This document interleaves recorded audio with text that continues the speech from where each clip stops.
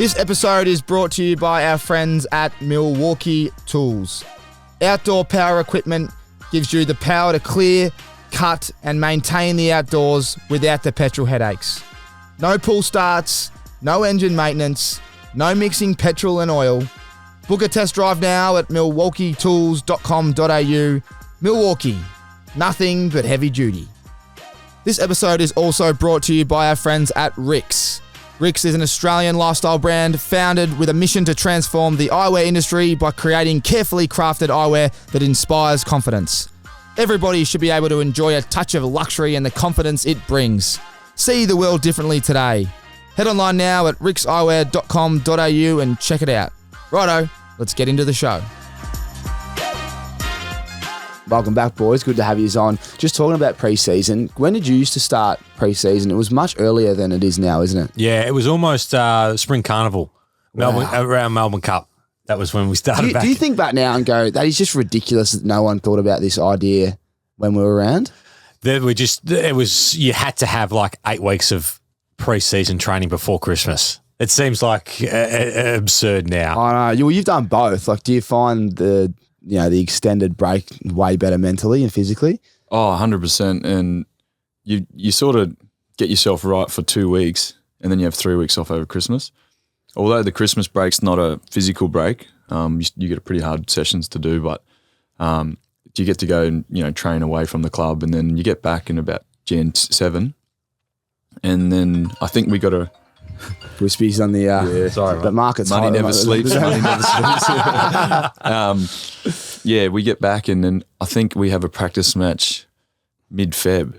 So, wow, so there's 4 or 5 weeks of preseason, and then pull back the reins and get ready for games. So, yeah, it's... I'm not complaining. I think some of the Collingwood boys might be coming back in January as well, like the older boys like Pendles and that. So, yeah, there's a bit going on. I mean, they train... Like, they'd be training that hard anyway, away from the club. Do you find, because I never did it, do you like your body sweet? It's just match fitness that you need, so it's just footy training, or does it take a couple more weeks to get into it? I think the change of direction, there's much agility, kicking that you probably don't do when you're training on your own. Like, you probably meet up with a couple of your mates and, have 20, 30 kicks. But, I went to training yesterday and I've done over 100 kicks, and I was like, oh, I haven't done this for a while. So, the old quaddie. You just got to be careful. But that sort of change in direction, reaction to the ball, there's a lot of straight line running in the off season. So, you get back, you get into match sim, and you're gassed. You feel like all these time trials I've been doing, how fit I feel, then do a couple of tackles and repeat efforts, and then you're just on your haunches. So. I was going to say time trials. Wispy, what was your... I was going to say you're a repeat beast. You'd be like a Dave Mundy. Like, he was out the back, but geez, when the balls come out, he was explosive. Yeah, I was terrible with that, and I had fear of it as well. Like 2K time trials, 3K time trials.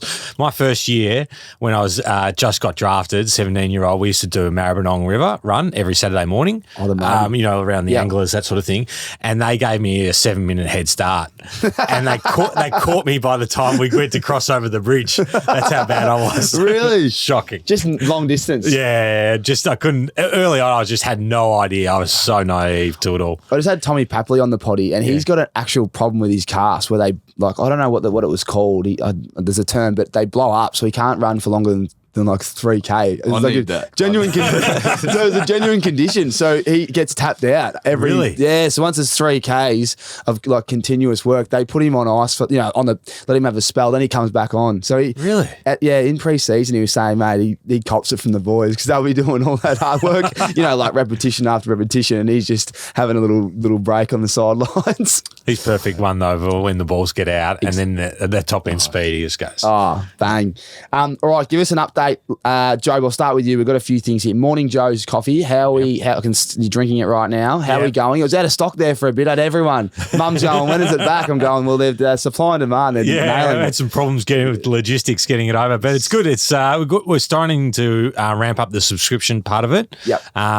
So we've got to focus on getting that to a bigger level, but feedback's been really good. People, like a lot of repeat customers, and we're just slowly growing it, and everyone's sort of excited about it. So yeah, it's great. We're looking at trying to bring out a like a cold brew version, so something for summer, but yeah, it's going well. Yeah, that's great. And what about hole in the wall?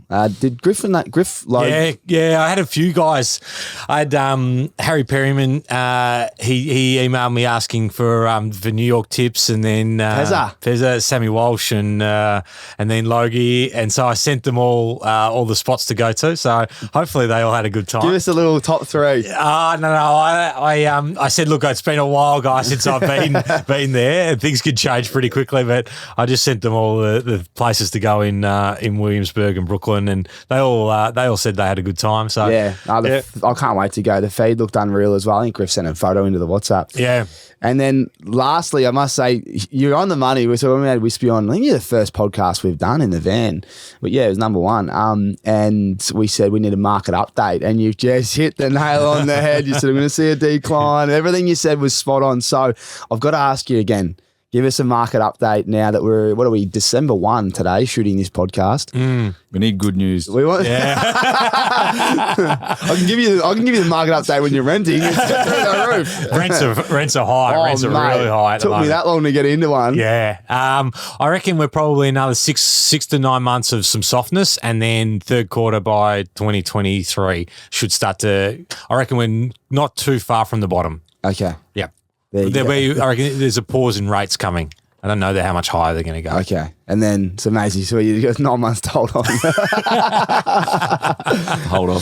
What about you, Maisie? Give us the, we were just chatting off air, but the golf, you did a golf trip in your off season. Give us a little update on what you've been doing and how good the break's been. Oh, yeah. So we went to Thailand for a golf trip, which no one believed me we were doing. They thought it was just a cover up, but we actually did.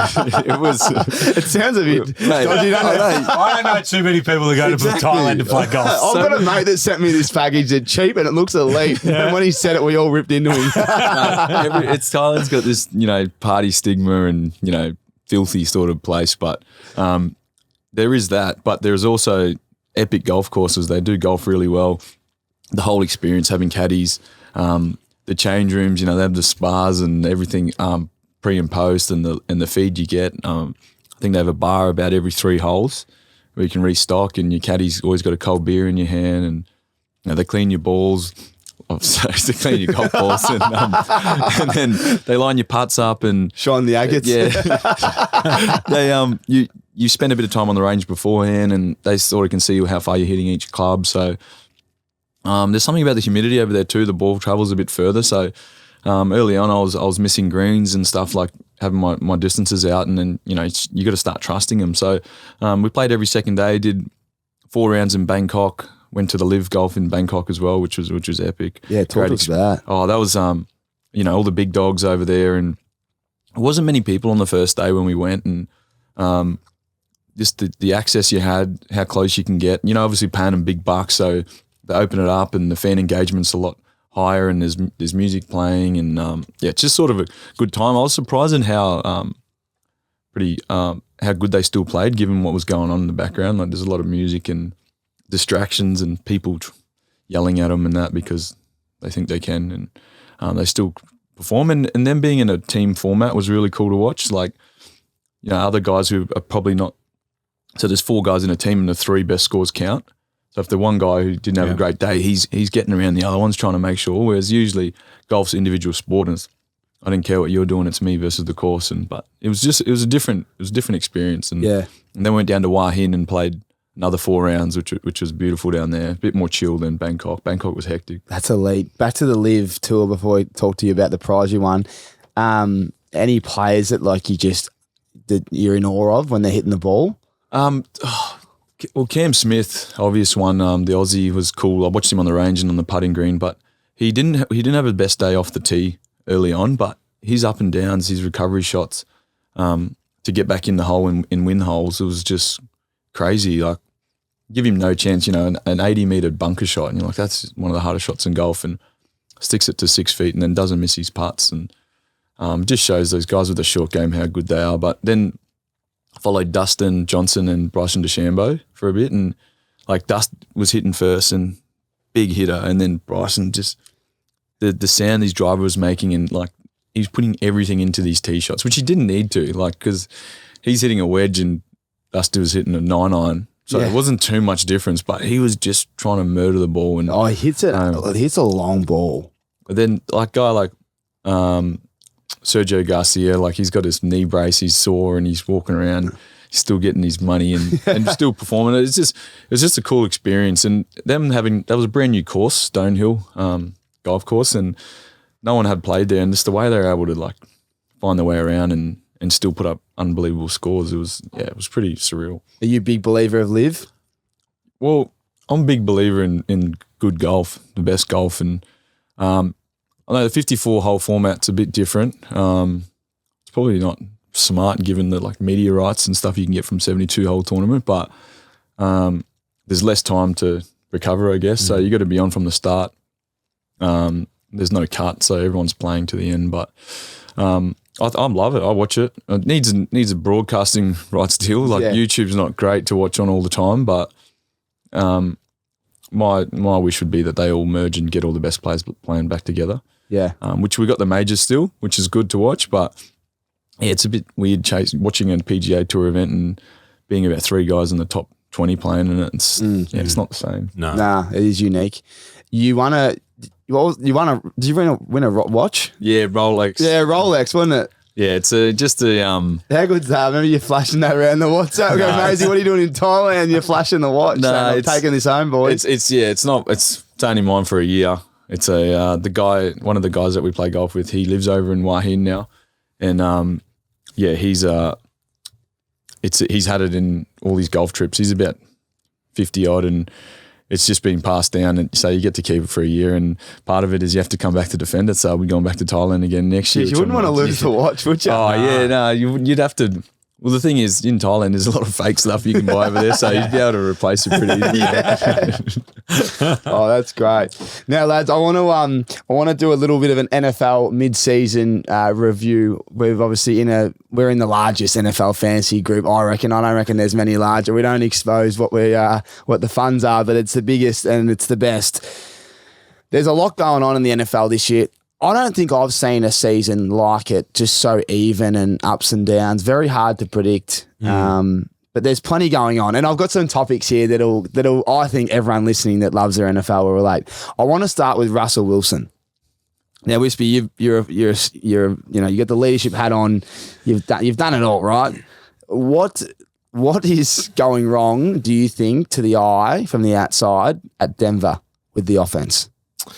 I think that, like, you can never – the players are the ones that know, like the locker room knows. And when someone's not performing and you're the highest paid player on the team, it can be cancerous to your group, and that's what's happening is you give up capital to get him in terms of draft picks, and then you pay him all this guaranteed money, and then he comes in and he doesn't perform. And it's very hard in that environment, and we've been in AFL environments, but you can multiply the intensity of an NFL locker room when performance is so bad from one side of the ball, and he's the guy that you brought in to try and fix it. It becomes really problematic, and that's what you're seeing. And the defense has held up really well in the first sort of 8 weeks of the game, but now the defense is even starting. We saw that clip of what happened with, I think it was Purcell on the weekend. Yeah.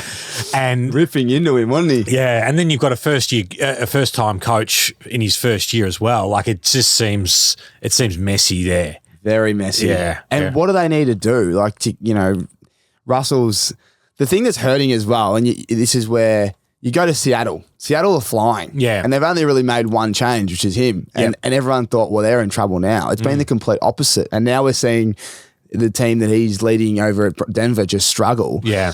What do you do to change it? Like, what does the coach do? He's starting to cop.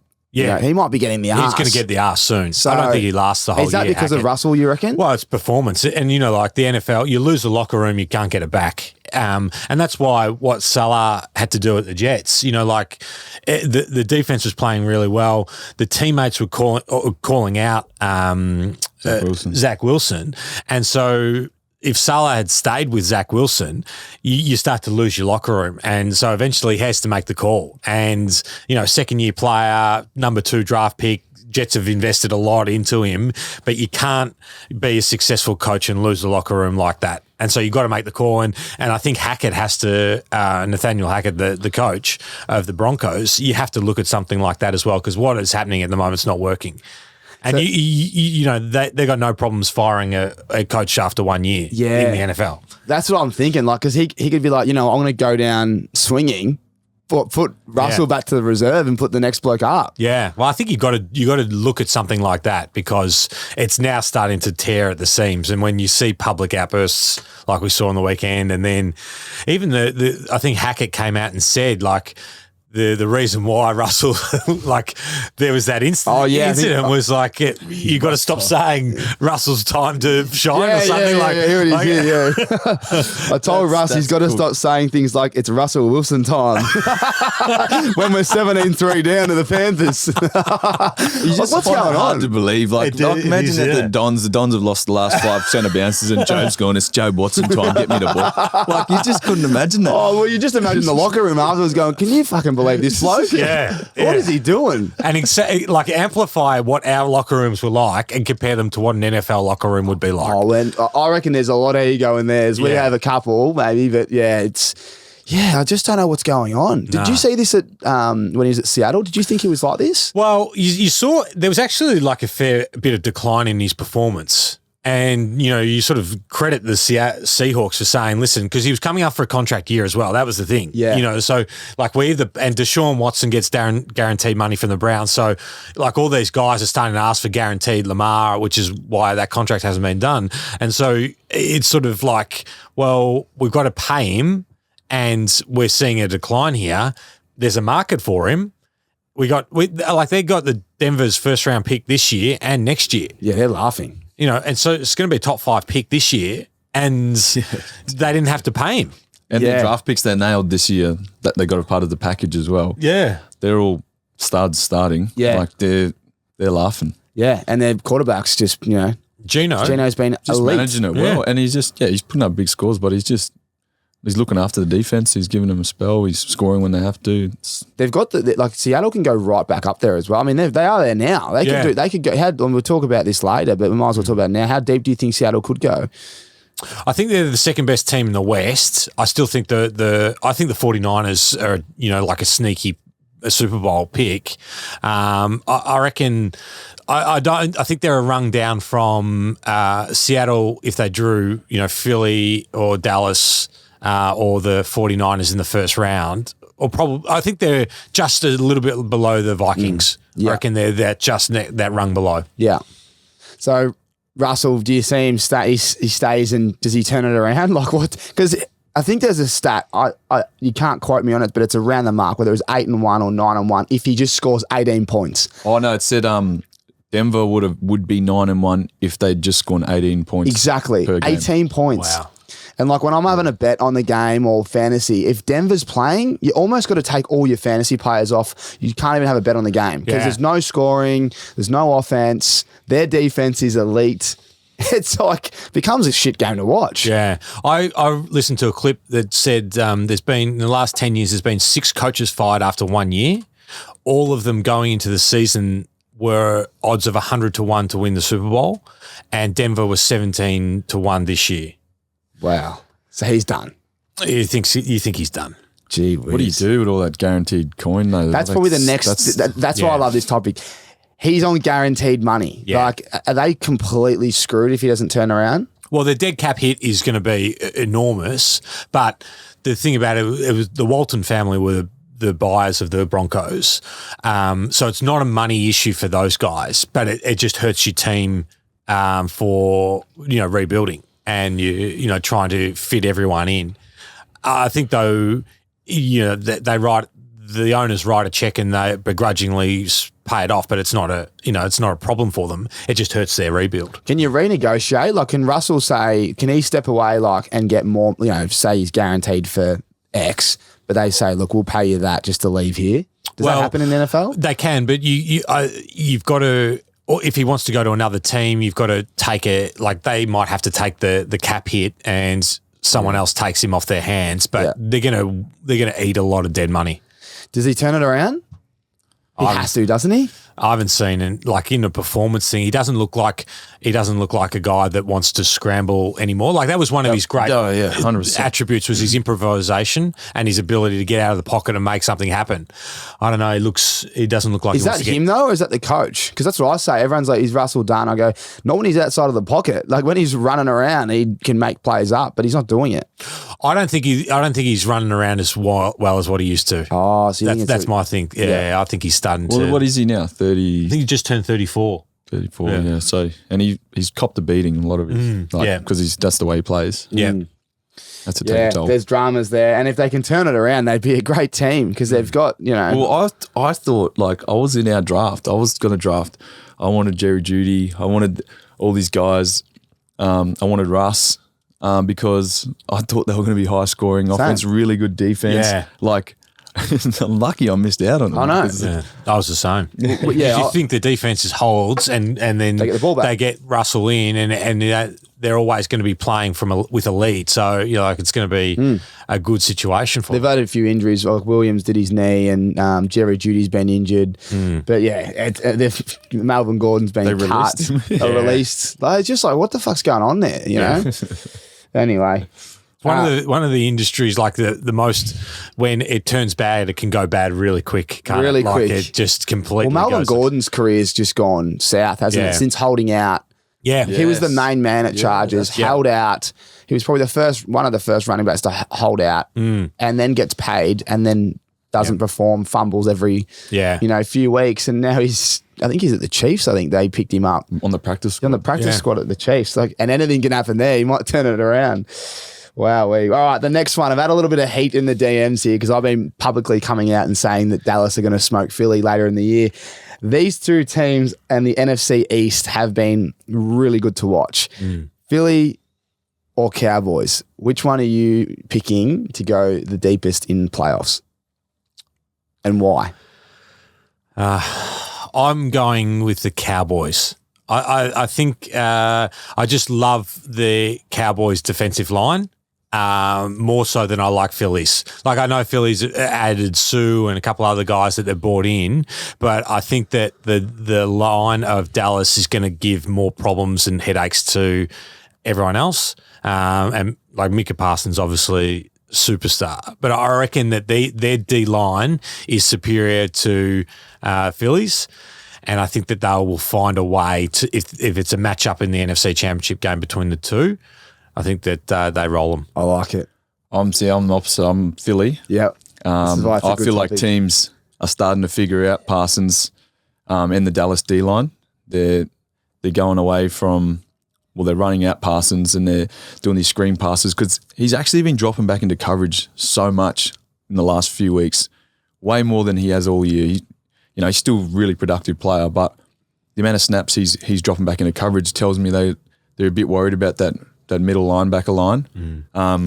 So I think someone with like Hurts, with his, he can run and throw, and the weapons they have, I feel like it'll be an epic game. It'll be a game of chess, like trying to see who blinks first. But I think Philly are, they're a pretty complete side.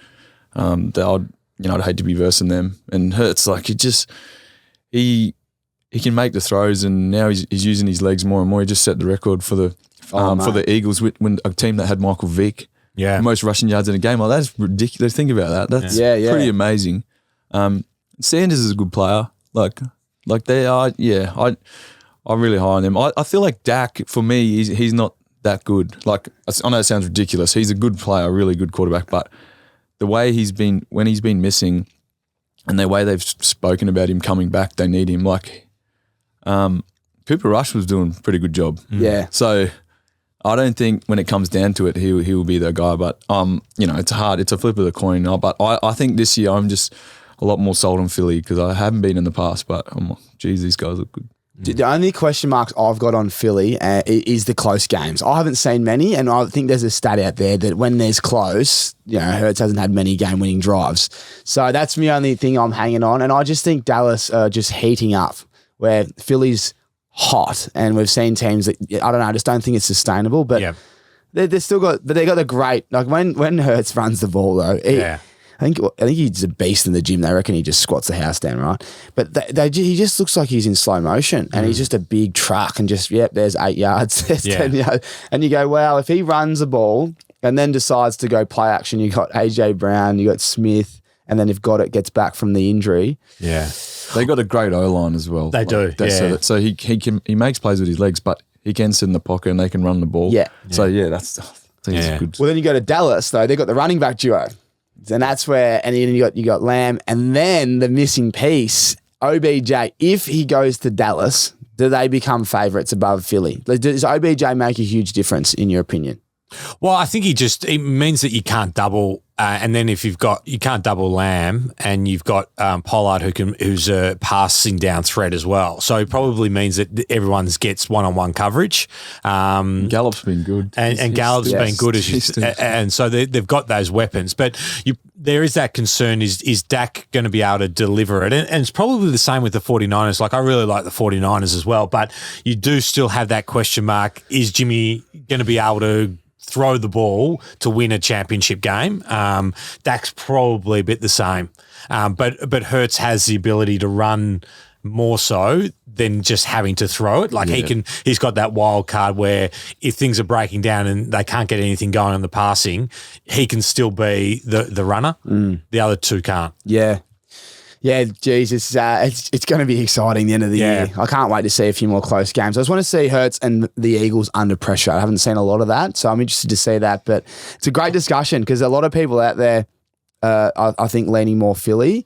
I don't know. I just feel like the Cowboys are just starting to warm up. We've got 2-1 there, Cowboys winning in this conversation. Let's go to the NFC South. It's a unique little division there. The Bucks are still on top. We have the Bucks, 5-6. The Falcons 5-7. The Panthers and the Saints 4-8. It's a stinky setup. But one of them's going to go through. Yep. Who is it? I still think the Bucks, but they are not playing well. Like they're ugly to watch, and like I'm a huge Brady fan, but it's hard to watch them. Carolina actually been playing really well since they made the coaching change. But they just don't have they don't really have a quarterback. Darnold played all right on the weekend. Yeah, but he's still. You're right. They don't have a quarterback, but I think he's a good move. I like watching. I think he's capable. Yeah, well, he is. He's a top 5 pick. Or he can throw the ball. Well, Baker's picked 1 on you. Right. I mean, I don't think the picks matter. I don't know what they're looking at. Isn't it amazing with all the tape that they have and all the data that they get? And I think it's still a 50% hit rate on a first round quarterback. Is it 50%? What is it? Has to be mental, doesn't it? Yeah, because I like the height. I like a bit of height, I reckon, and I reckon you now need to be able to move. That'd be my two. If I was a recruiter and going quarterback, I'm going height and arm. Obviously, they've all got to have a good arm, and then need to be able to run. Well, I think it's also the system that you go into. Like you're seeing, you need someone that can back you for 2 to 3 years. Like even Trevor Lawrence, like he was a superstar, really high grade coming out, but has looked. It's only just like you said that last drive on the weekend against Baltimore. Like he's only just starting to look like he's getting the feel of it. And I reckon it has to be the speed of the game. The speed of college compared to the NFL is what just gets them in trouble. Yeah, it's a great call actually because they probably get more time in the pocket to make a decision. And they run the ball so much in college. They run so with NFL. You need to throw the ball. Yeah, and under pressure from these 4. The superstars coming there, plus the linebacker blitzing, plus the safety blitzing. So much going on, guys. It looks easy on TV, watching AFL. Imagine NFL, like the quarterback, because the amount of comments that we would make just watching, how's he throwing it there? Yep, Parsons run out, he's about to rip your head off, or you got Big Sue, the big boy just... Well, you got 5 300-pound guys fighting in front of you, getting pushed towards you. Yeah. Who was it? Someone got tackled on the weekend. They slung his legs back. I think it was Tua. And and the guy just didn't put his weight on him. He kind of just, but Tua's legs are trapped underneath him, and you just like, he's almost snapped 2 legs there. Yeah. You can see how they talk about, like, when you're a quarterback, you start to get a bit older, you don't want to get hit anymore. Like you'd see why. Like, you get bad hits, and you'd start to think, like, I've got this money. Do I need to do that? And like even Matthew Stafford, like I don't know whether you get to his age, like do you come back and keep playing? Well, when when you've won a Super Bowl and you've done the concussion, you're starting to get into that concussion phase. You're mid-30s now. Yeah. Oh, it's a unique question. Yeah. I mean, we won that. When you win a Super Bowl, you'd have to consider it. Yeah. But the money they're on, I reckon he might just go around a couple more. They need to invest in the offense. I think the quarterback would be saying invest in the offense. I need some offensive linemen, yeah. But it's a good point that you said about Philly, how they're getting so much protection. Yeah. So are we going with the Bucks? Are you saying the Bucks? No, I think the Bucks find a way to get there. Yeah. Yeah, they scrape in and they go through, but then they got go a home straight final. out. Yeah, they got a home playoff. Falcons. So I thought the Saints were sneaky, but they have been. They're the Red Rifle. Yeah, the Red Had my Rifle. time with him at Chicago, mates. The Red Rifle can at least sling it. Yeah. Well, I've got Chris Olave in my fantasy team, and he's been good because he stretches the field, and the rifle is happy to throw it down to The him. Red Rifle hits him down the seam as well. Like it gets the 100 yards, Olave, and you go, I haven't sighted him today. Yeah. I've got Alvin Kamara in my fantasy team, and he is anyone out there that's in the same boat. Like, what do you do? I honestly don't know what to do. He's getting me 4 to 5 or 6 points. You can't bench him. I can't bench him because he can explode. He doesn't get touchdowns because Taysom Hill comes on potentially and runs it, or they just throw it to your boy. Like the Rifle hates giving it to him. There's times where he's right there for a screenplay. He's like, nah, it looks deeper. Goes to Juwan Johnson or something. I don't know what to do. And now that we're our NFL fantasy league, and like everyone out there, I think there's only 2 or 3 weeks to playoffs.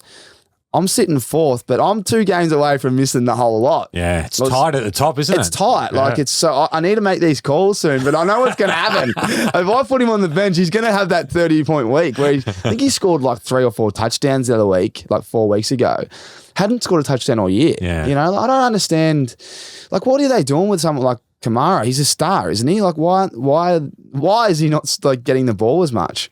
Don't know, scheme. That's the thing. You don't know what the calls they're making and things like that. Like, it's up to the offensive coordinator what they like to run, and then the quarterback has a say in where he's giving it. And it's that trust thing. Like, once they trust someone, they just keep looking for them. Even if they're not designed to throw it to them. Olave's been that guy this year, I reckon. Yeah, Tommy, I'm pretty high on Kamara. If you want to trade McCaffrey for Kamara, I'm happy to do that for you. What about can you tell everyone what your trade was? I really don't want to. Just let them know, because I reckon you're going to put Dunks in the hot seat. He's a chance to make at the bottom. Yeah. He was 2 and 7. So McCaffrey's gone. I've got good receivers.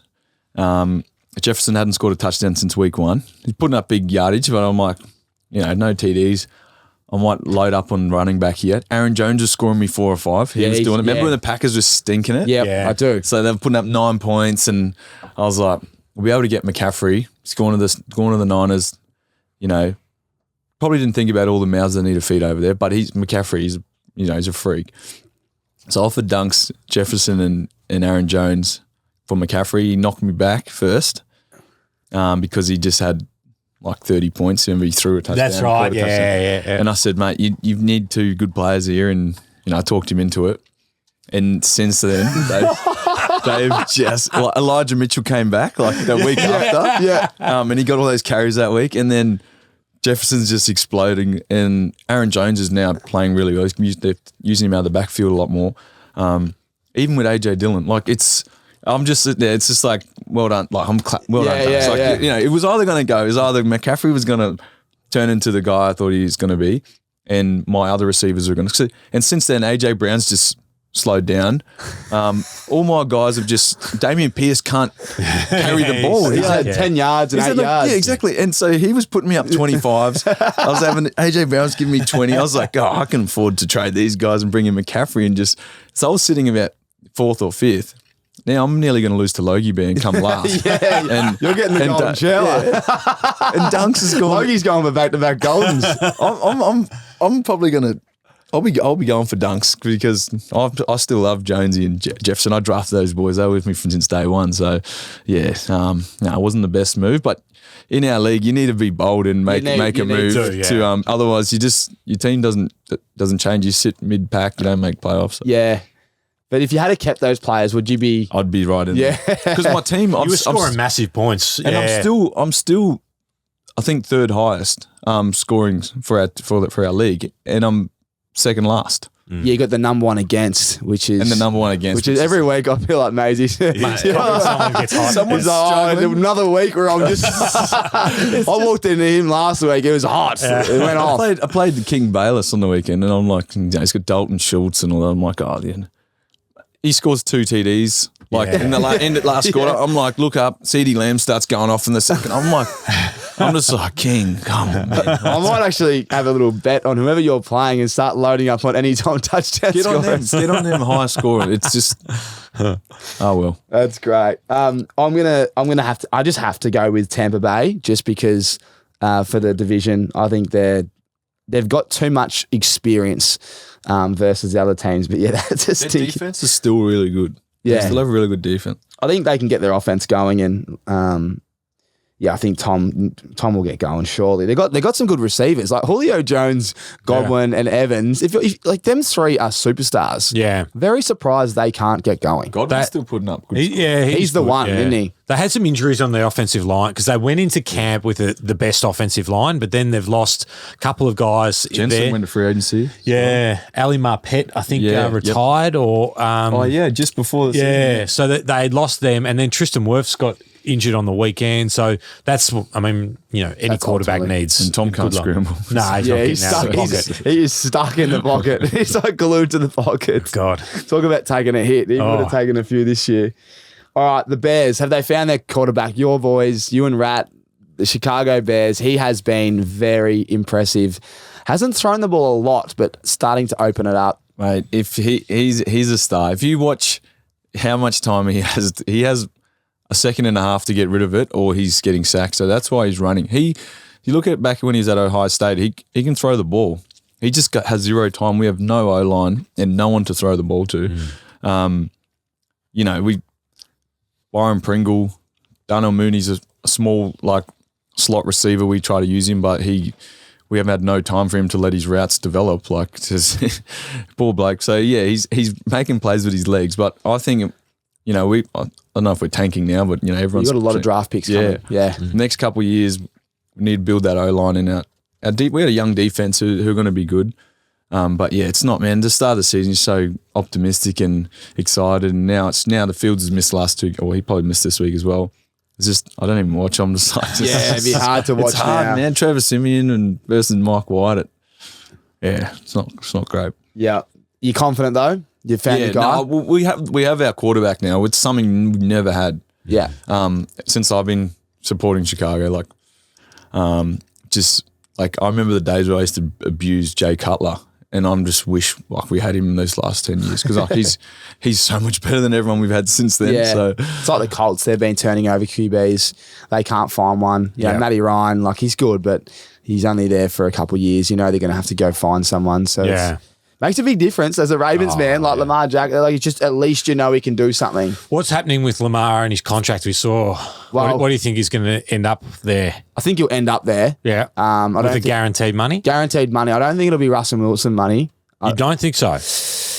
we set the market. That's at the NFL. Has he said it though? I mean, maybe it is, but I just think you got the Deshaun Watson, and then you got you got Russell, and they're going. I reckon they're going to say, well, this is what it can look like if you don't perform, and this is what it. It hasn't really. I think he would have played his first game after this podcast comes out. Look, he's the guy. They're going to pay him. The coach loves him. He needs to get off Twitter. That's my first thing. He can't be. Can't be writing that stuff. We all want to do it after a game, but he's writing some real straight from just pure emotion. Joe, how would you go negotiating your own contract in Brownlow? How would you go? Yeah, would you go? Are you going into the Essendon front office going, hey, listen, I'm not playing. Yeah, he's got his mum covered. His mum's his manager. Has his mum got any background in this stuff? Don't think so. Don't think so. She's just there. I reckon you sort of got to stick to your guns. And the NFL, the one thing about that is great if you're a player in the NFL is if you're the next man up, the contracts never go backwards. Yeah. They're great, and all the managers are very good at going, okay, well, you got paid this, and even though you're better, I'm the next one to get paid, and I'm going up. Yeah. Imagine crazy. paying Kyler Murray what they paid him. But $250 million for Kyler Murray. So if you're Lamar, you're going, I've won an MVP of the league. I've been here for a long time. we've been relatively successful, but I need to get paid. I think it gets done. I think it gets 300 million. 300, 330. What's Patrick Mahomes? 500. 500 for 10. You'd think. So what's that? 50 a mil a year. Mm. Yeah, I reckon Lamar'd be he's worth 35 to 40. Oh yeah. Yeah. Oh yeah. No, I think I reckon he's going to be like something like 300 over 6. Yeah. Yeah, because he runs the. Yeah. Oh, it's exciting. Yeah. It's. I just hope he gets off Twitter because that's only going to decrease his value. I love it. I love watching it. It's so funny. It's actually smart. Do you reckon it's smart that he's doing his own contract? I know we laugh about it, but the commission that his management group would get off a $300 million deal. Well, yeah, he's not going, like Jobe said, the market's set, with Kyler Murray. He's not going to get less than that. So if they're getting a percentage, I think it's like 15% or something. The only thing is, like, if he gets injured in the next 6 games with no deal, then you look back, everyone will say you should have taken the deal that there was obviously something that got offered to him right at the end, just before the season started, because they were talking about, we're getting there. Like the attrition rate in the NFL is high. Like anytime you're going into a season without a guaranteed money, it's high risk. Oh, it's scary. I mean, being a rookie listed player, boys, at the end of my career, 1 year deal, I'm going, fuck, not only am I going to perform, well, another calf tendon and I'm out of here. You know what I mean? Like, and I don't care who it is. Like, it hangs over the back of your head. You're like, I've got to fucking play well and I've got to stay fit. Yeah. And if you're and I'd imagine it's the same kind of feeling when you got 300 mil at the table, because if he gets injured, do they pull it right back, you reckon? Well, what happens? Where's your leverage go? You go, like you do an ACL, MCL, full tear or something like, and that's a recoverable injury now, but there's a lot of stuff that is, like back and stuff, and your quarterbacks, you're getting hit all the time. Like he's a scrambler as well. Yeah. So. He's backing himself in, which I love. It's credit to him, but then the risk versus the reward is, if there was an offer of 260 before the season started, I would have taken it. It's the ego, though, isn't it? Yeah. The same with wide receivers, the running backs, when they started. You have to be the highest paid. You have to be the highest paid. Like every time you're coming out, you want to be the highest paid. With your numbers as well. Like Justin Jefferson, I don't know when his next deal is, but he's going to be. He'll set the record. Yeah, set the record. Yeah. Straight up. Because he'll be like, I'm now the guy. But that is good for the players, because it means that money's going up for everyone. Like, does it keep going? Like, where's all the money going? It does. It keeps going up. Salary cap keeps going up. Salary cap keeps going CBA up. keeps I was going to say, because who gets left? Like, the running backs are normally the bottom of the barrel, aren't they? Yeah. But they got their little boost a few years ago there with Le'Veon Bell. And those boys are just taking it to new heights. But the wide receiver market just exploded because of the guy from Arizona who signed at Jacksonville. Kirk. Kirk. Yeah. Now, he was maybe a tier 2, borderline tier 3 wide receiver, but got paid like a tier 1. So then Tyreek Hill, Devontae Adams, AJ Brown, they all said, hang on a minute, we're all better than him. And then they all got a boost. So, that's how they work. And that's where I reckon the management helps a lot. Because you start to leverage what the other deals are. And if you've got a manager who's got 4 or 5 guys or 10 guys, then he knows, okay, well, this is where this market is for this guy. You're better. We should be better. And plus the emotional damage. Like, you have to imagine that it's going, there's a lot of emotional toll, I should say, just from the contract. You know what I mean? Like, you can't be telling me that if he plays shit, like I think the Ravens have lost 4 games by less than 3 or 4 points in the last quarter, and they've been up by like a touchdown or a half. You know what I mean? Like 10 points. I think 9 points. I saw that. 9 points on the weekend against Jacksonville. There's 6 minutes to go. They've lost. You'd think Lamar goes home and he goes. Do you reckon he thinks about his contract in those moments, or it doesn't bother him at that moment?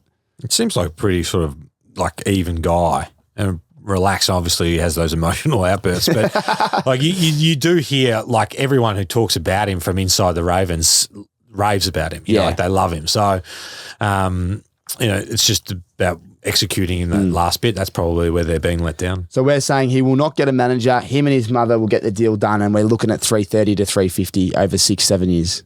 I reckon. Yeah, I like it. I hope that happens. Next topic, 3 to go. LA Rams. I've got this Champions t-shirt on from our friends at Caps. Big shout out. What's going on? I've kind of done my own, had my own thoughts on this. And if you think about the offense, they lost Big Whitaker. Was it Whitaker, the big ball guy on the left? Yep. They lost OBJ. Woods left. He went to the Titans. And then they had Michelle, who was running back, who was just steady. And there was probably one more piece that I've forgotten, just on the offense. Yep. That are all gone. Oh, it was Everett, Gerald Everett. They're 5 pieces, but then there's a lot of other issues going on. I can't really put it down anything else than those, like just a completely new list of players on offense. But yeah, what's going on? Like, you win a Super Bowl, it's quite rare to see such a drop off. Yeah, I think that they've gone down a different path in terms of like talent and cultivating talent. Like, they haven't been someone who's gone to the draft. They've given away a lot of their draft picks, and I think that you can do that for a period of time, but you do need to still be bringing in young talent, because when you start getting injuries, like you need retirements, you need the next wave. Like, I don't think that they've had a first round pick for 5 or 6 years. Wow. Now, it doesn't mean that you're guaranteed to hit on first round picks, but you're certainly giving yourself new talent to come in. And I think that they reached the top. They're starting to get older, starting to get injuries. Feels like they are going to have to start liquidating some assets to get some picks back. Like, I reckon that Ramsey, Donald, like they've got currency, big currency in the market. They might have to look at start trading those guys out. Yeah, Donald, he was going to retire last year. Yeah, he said he might retire. If he does, say Donald retires this year, it's a massive hole in their defense. Yeah, and they've got no picks. Yeah, they get some cap room, but yeah. I'm worried about them. Is it worth it, though? Is it worth it to give all that up, knowing your future's in trouble, to win a Super Bowl? Well, I think it is. Yeah, it has to be. Yeah. But at home, it can always be someone else's problem. Like McVay, I reckon McVay goes to Amazon next year. I don't reckon he coaches. Oh, really? Yeah. And, you only get one chance to win a Super Bowl, and they took it and they did it. And you see how hard it is, how many guys, there'll be no one in that organisation who regrets winning a Super Bowl. Hang on, you said Amazon. Yeah. I've missed this one. What's he doing there? Oh, I think he'll be. They went after him at the end of the year, Sean McVay, to be their special comments on Amazon. Really? Thursday Night Football. They offered him a big deal. I had no idea. And he said no, but I reckon he takes it next year. And I reckon there was a bit to do with Donald and that going around again. Why? Because they were talking about him potentially not coaching this year. I think it was in the back of that. But Aaron Donald talking about good call. That's a great call. Yeah. Well, that's all. There's no scrutiny, or there's no pressure, and look at Tony Romo. He sees the salary. So well. The salaries are getting. Like Romo's on 20 mil. McVay will get something like that, 20, 25. Brady signed a 10-year deal for 350. What's the scrutiny? You're not getting beaten up. You're not getting. It's guaranteed money. Like, he's young as well. He's young. He? He can do it for 5 years, bank it, and then go back to coaching if he misses it. Yeah. And go to a team that's not in the position that they're in. Yeah, that's right. And someone else's problem. Yeah, well, he could go to a team that's on the up and then build them and get with draft picks. Maybe he goes to the Bears once they get going, or goes to Denver and gets the offense but his going. legacy's not ruined either, because he won the Super Bowl. Like, you leave as a Super Bowl champ, you brought the Super Bowl to the Rams. They've got to rebuild, but you're always going to be the Super Bowl winning coach. It's a great shout there, Wispy. I reckon you're onto it, and I feel sorry for the bloke that has to pick up the reins. Well, Les Need is the guy who's a general manager. It'll be interesting to see whether he stays or not, because it's been his philosophy to go and rather than go through the draft trying to pick up players, and credit to them, they did the opposite of what most people conventionally would do. And it paid dividends for them. Well said. Like, they brought in Von Miller. Yeah. Remember, like, they mate, OBJ Von Miller, signed everyone. Like late. Stafford was a big deal. There was question marks around him. Hadn't won a postseason game. Yeah. And then bang, wins a Super Bowl. Yeah, it was good. And that's why I thought Bills would be right up there, but Von Miller's just hurt his knee, so I think it's meniscus maybe. Yeah. It's a 6 to 8, but that's a huge loss for them. They're starting to really trend downward with everything that's going on. I've got another one here before I go to the Super Bowl predictions. Jeff Saturday, the coach of the Colts. Do you like it? And what are your thoughts on it as interim?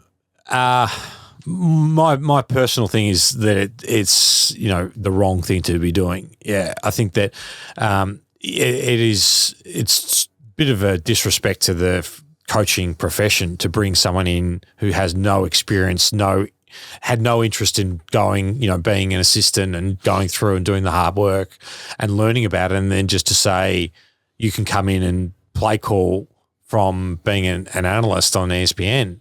It's a bit ridiculous, really. Yeah, that's I'm with you. I think that's the thing is you own the team, you do whatever you like. It's your decision. But I don't know that it is the best thing, for your organisation. Have you coached much? You're coaching this year, aren't you? Yeah, I'm going back to Zay. Yeah, that was the big news. Yeah, congratulations, mate. That's awesome. You'll do a great job. So that'd be like last year when Essendon was struggling a little bit.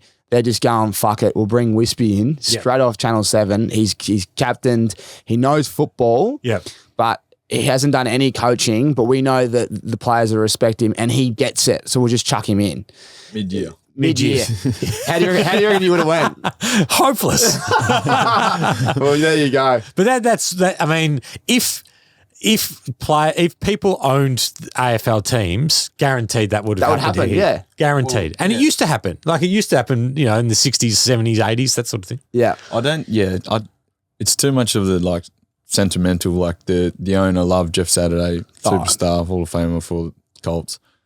Yeah, I'm bringing one of my favourite players in from our successful era to coach. Like it's a bit unprofessional, but a bit of a disrespect to everyone else. But he made some good points about he's played with Peyton Manning, been in the play calls as a centre. But still different. Like when you haven't been playing and haven't been coaching, and you've got to control a locker room. Just the process of it's just wrong. Yeah. It's just, but it's exciting as well. Like I was like, oh, this is against the the grain. Yeah, against the grain here. He's gonna get. They got the win the first. It always happens. You get the win the first week. Is it sustainable? Well, he's gone loss, and then we don't know what's happening. One on the weekend. They're giving it to him about when they ran the draw. He didn't call a timeout, and he came out publicly and said, "I wish I called a timeout." Probably not what you want to say when you've just come out of the stands and you're saying you're calling the plays. Yeah, he goes, "I wish I called that play back." Very interesting. Righto. Let's round it out with our Super Bowl. Actually, before I go to Super Bowl predictions, next year, Vegas. Wispy, any plans to go? Well, I've had the 3 kids. I'm doing the hard yards at the moment. I reckon by next year, so when will be January or February 2024. Yep. Yes. I'll be a chance. I reckon I'll be a chance, yeah. Yep. And the market will be red hot then. Q3, Q4, Q1, 2024 will be red hot with a kangaroo in the pocket. Well, I'm in if you're in. I want a crew. Let's talk about. I want to go this year to Arizona, but I don't want to go with just one bloke. I want a real experience. Mate, so go to the Waste Management Phoenix Open. That's the thing. Right, Tommy Tyson's pulled out on me just before. I'm going to give him a shout out. Tommy's coming. We're going to make a week, like a couple of weeks of it. That would be an unbelievable. So we'll do your golf, and then we'll come to the NFL, and we can carry on. And he's pulled out, and I'm like, now I'm scrambling. Yeah, I don't think I can. I don't know if I can do it, but I want to do Vegas with a huge crew. We should do an Aces Vegas trip. I reckon I saw Joe at Vegas. I reckon my first trip to Vegas. Oh, really? Yeah, the sun. Here we go. Yeah, like in the years booth ago. In the booth? It was, in the booth with the blazer on. Oh, yes. It's good. Even like who was in the crew? Mark Weaver, I reckon Brendan Goddard. And yeah, we had a crew So my first year in 2003, we had 38 guys go to Cancun for 2 weeks. That's brilliant. That is great buy-in. Imagine having 3 kids then and coming home after 2 weeks. God. They're all-inclusive Cancun trips. Like it's like with that many guys, that would have been put them out of business. Yeah, I can't believe that. Like you think back on 2 weeks on a footy trip. That's so long. Yeah, it's such a long time. Do you remember? When you think about it now, was it fun the whole time, or were you run out? Did you run out? Ran out of things to do, really. Like Cancun's a resort town, and when you're 18, you're sort of like, what am I doing here? You didn't really know, but one of the things that the club we used to always sort of make sure that we had a crew, but it got less and less, and now they don't really. I think they picked it back up. Daiso was saying they all had 30 something. They copped. They got a visa or something. Spain, I think they went. Yeah. They copped. Yeah, I think what's his name, Cornsey in the media. He forgets where he comes from. Cornsey, eh? He's whipping the boys for things he used to do. I mean, it's a bit rich. You can do that when you're older. Yeah. It's a bit easy when you're in the media. Do what I say, not what I do. Yeah, exactly right. Yeah, Vegas. I think we can get. I mean, if Benny Graham gets the Punters Club, keeps going, we might be able to pay for it. Yeah. Righto. Super Bowl predictions to round out the show. I've got some things for you before we round up, actually. But Super Bowl predictions. This is a mid-season review. So I've actually skipped MVP. So give me both MVP and Super Bowl. But give me the two teams you think will be playing in the Super Bowl if you can. Otherwise, just the winner and why.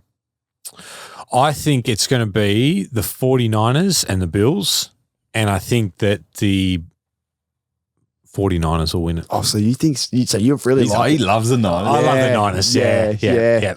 I think that they've got a defense that can get them over the line. They've got everything they need. Yep. And they got that. The C-Max let me down a few multis, by the way. Like, you're NFL fans. I know. We had our Punters Club boycott. Everyone was scoring TDs. I know, man. I've had C-Mac in the last 2 weeks, has not scored a tutty. And I'm going, like, Ayuk's the guy. Yeah. And Debo, you just don't know because he might do a jet sweep and steals it. He's going to go off soon, though. I can see C-Mac having like 4. But, yeah, I think Mitchell's out. MVP. Mitchell's out. Yeah. So you're laughing now. Yeah. But, yeah. MVP. I'll go left field. I'll go Tyreek Hill. A wide receiver. No way. Because I wish they did that. And it would be good because he used to I know that it's skewed to quarterbacks, but I'd love to see like a wide receiver or a defensive player. Like Donald should have won a league MVP. Yeah. Like he deserved to win. Why is that? Like generally, why is that? Well, it's voted. I mean, it's the only player who's ever won. I think Lawrence Taylor's the last player from a defense to win an MVP. I guess it's just because they know that the game is mostly decided by the quarterback, so they're the most important. Most valuable. Yeah. Yeah, well, Tyreek Hill is generally unstoppable. He's unstoppable. Like, have you ever seen someone look so fast on an NFL field? No, it looks like it looks like he's just, he's got NOS. Yeah.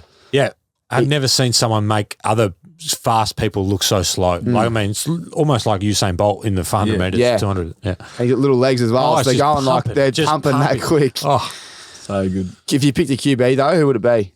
I think Mahomes has been really, really good. Yeah. I reckon he's been the best QB this year. I'm going to go Buffalo and Philly in the Super Bowl.